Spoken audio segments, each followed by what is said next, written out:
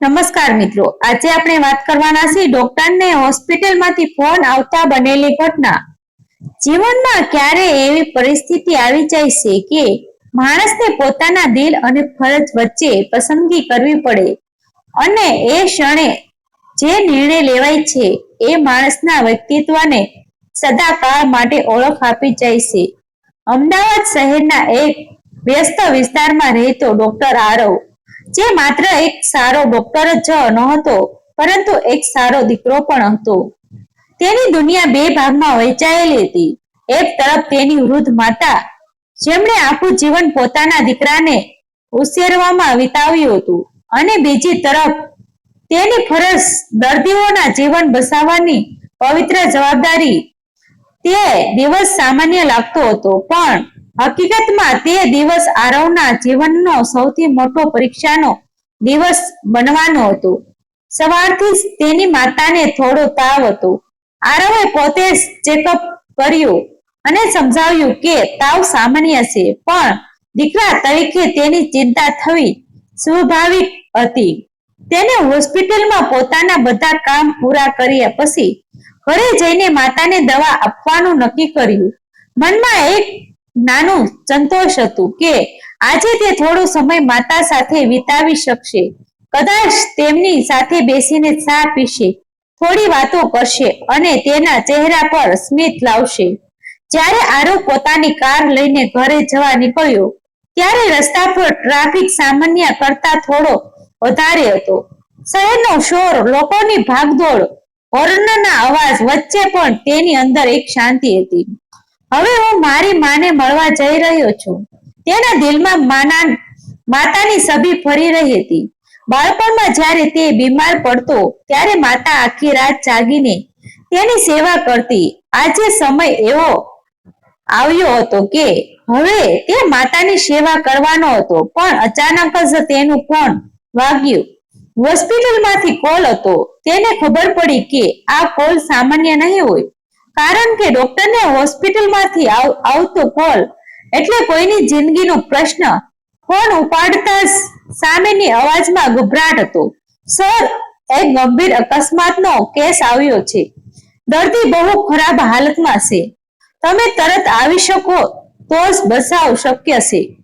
એ ક્ષણે સમય જાણે થંભી ગયો. એક બાજુ તેની માતા, બીજી બાજુ એક અજાણ્યો માણસ જે જીવન અને મરણ વચ્ચે ઝૂલતો હતો. આરવના મનમાં વિચારવાનો તોફાન ચાલી રહ્યું હતું. મારી માં, તેઓ મારી રાહ જોઈ રહ્યા હશે, પણ આ દર્દી, કદાચ તેની પાસે કોઈ નથી. જો હું ન જાઉં તો. તેને આંખો સામે બે દ્રશ્યો ફરી રહ્યા હતા. એક માં, તેની માતા બેડ પર બેઠી તેની રાહ જોઈ રહી છે, અને બીજામાં એક અજાણ્યો માણસ ઓપરેશન ટેબલ પર પોતાની છેલ્લી શ્વાસ માટે સંઘર્ષ કરી રહ્યો છે. આ નિર્ણય સરળ નહોતો, પણ કદાચ આ જ ક્ષણ હતી જ્યાં એક સારો દીકરો અને એક સારો ડોક્ટર વચ્ચેનો ફરક નક્કી થવાનો હતો. આરવે એક ઊંડી શ્વાસ લીધો અને કારનો સ્ટીયરિંગ વાળી દીધો. ઘર તરફ નહીં, પણ હોસ્પિટલ તરફ. તેને ખબર હતી કે તેની માતાને માત્ર તાવ છે, પણ આ દર્દી પાસે કદાચ થોડા જ મિનિટો બાકી હશે. તે ઝડપથી હોસ્પિટલ તરફ દોડ્યો. દરેક સેકન્ડ મહત્વપૂર્ણ હતો.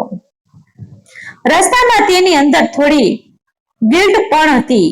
હું માને છોડી રહ્યો છું. પણ તરત જ બીજી અવાજ આવી, તું એક જીવ બચાવવા જઈ રહ્યો છે. જ્યારે તે હોસ્પિટલ પહોંચ્યો ત્યારે ત્યાં પહેલેથી જ આ કાર મસ્યો હતો. નર્સો દોડી રહી હતી. સ્ટાફ ગભરાયેલા હતો, અને સ્ટ્રેચર પર પડેલો દર્દી લોહીમાં લથપથ હતો. આરવે એક ક્ષણ પણ વિલંબ કર્યા નહીં. તરત જ ઓપરેશન થિયેટર તરફ દોડી ગયો. તે ક્ષણે તેને પોતાના વ્યક્તિગત જીવનને બાજુ પર મૂકી દીધું. હવે તે માત્ર એક ડોક્ટર હતો, એક એવો માણસ જેના હાથમાં કોઈની જિંદગી હતી. ઓપરેશન શરૂ થયું, અને બહાર ઘડિયાળની સોયો ધીમે ધીમે આગળ વધી રહી હતી. ઓપરેશન થિયેટરની બહાર સમય જાણે અટકી ગયો હતો, અંદર ડોક્ટર આરવ અને તેની ટીમ જીવન અને મરણ વચ્ચેની લડાઈ લડી રહ્યા હતા. જ્યારે બહાર દર્દીના પરિવારજનોની આંખોમાં આશા અને ડર એક સાથે ઝળહળી રહ્યો હતા. દરેક મિનિટ જાણે એક યુગ જેવી લાગતી હતી અને અંદર આરવના દિલ ધબકતું હતું, પણ હાથ સ્થિર હતા. તે જાણતો હતો કે આ માત્ર એક ઓપરેશન નથી, આ એક જીવનનો પ્રશ્ન છે, એક પરિવારની આશાનો પ્રશ્ન છે.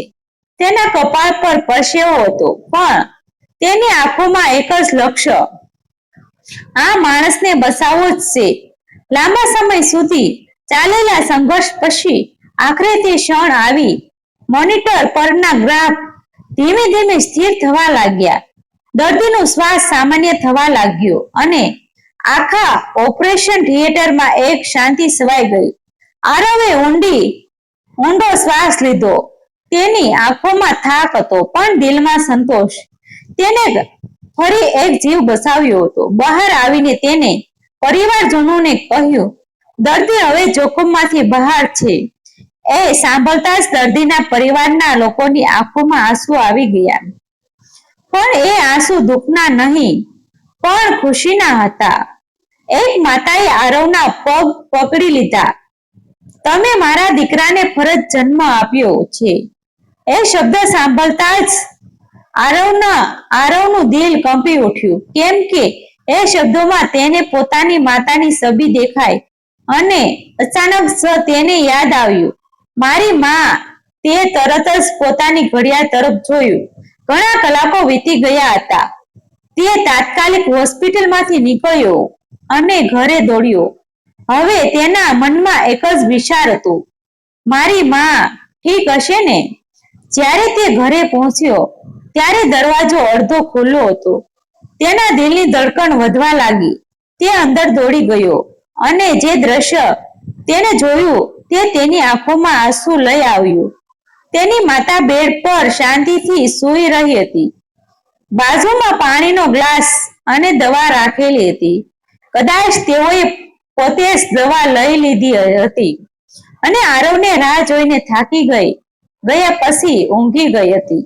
આરવ ધીમે ધીમે તેમની પાસે ગયો, તેમના માથા પર હાથ ફેરવ્યો અને એ ક્ષણે તેની આંખોમાંથી આંસુ વહેવા લાગ્યા. એ આંસુ પસ્તાવાના નહોતા. એ આંસુ એક દીકરા અને એક ડોક્ટર વચ્ચેના સંઘર્ષના હતા. અને એ સંઘર્ષના આજે ફરજ જીત્યું હતું. એ સમયે તેની માતા જાગી ગઈ.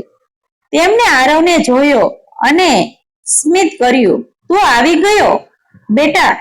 આરવના ગળામાં શબ્દ અટકી ગયા. હા માં, હું મોડો પડી ગયો.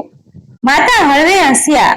તું મોડો નથી પડ્યો, તું તો કોઈના માટે ભગવાન બની ગયો. આ શબ્દ સાંભળતા જ આરવ તૂટી પડ્યો. તેને પોતાની માતાના પગ પકડી લીધા. માં, હું તને છોડીને ગયો. માતા એ તેને ઉઠાડ્યો. બેટા, જે દીકરો પોતાની ફરજ માટે પોતાને માને થોડા સમય માટે છોડી શકે, એ સાચો દીકરો છે. મને ગર્વ છે તારા પર. એ ક્ષણે આરવને સમજાયું, માતાનો પ્રેમ સ્વાર્થથી ઉપર હોય છે અને સાચી ફરજ એ છે કે જે માનવતાને જીવિત રાખે. થોડા દિવસો પછી એ દર્દી હોસ્પિટલમાંથી સંપૂર્ણ સ્વસ્થ થઈને બહાર આવ્યો અને સીધો આરવના ઘરે ગયો પોતાના પરિવાર સાથે. જ્યારે આરવે દરવાજો ખોલ્યો ત્યારે તે માણસ તેના પગે પડી ગયો. તમે મને નવી જિંદગી આપી છે. આરવે તેને ઉઠાડ્યો અને કહ્યું, મને નહીં, મારી માને આભાર કહો, કારણ કે જો તેઓએ મને સમજ ન આપી હોત તો કદાચ આજે હું અહીં ન હોત. તે દિવસ આરવના જીવનમાં એક મોટો સંદેશ છોડી ગયો. જીવનમાં ઘણીવાર આપણે પોતાના અને પરાયાના વચ્ચે પસંદગી કરવી પડે છે, પણ સાચો માણસ એ છે જે માનવતાને પસંદ કરે છે. મિત્રો, આવા જ નવા વિડીયો જોવા માટે અમારી સાથે બન્યા રહેજો. અમારી ચેનલને સબસ્ક્રાઇબ કરી દેજો. આભાર મિત્રો. ગમે તો શેર કરી દેજો.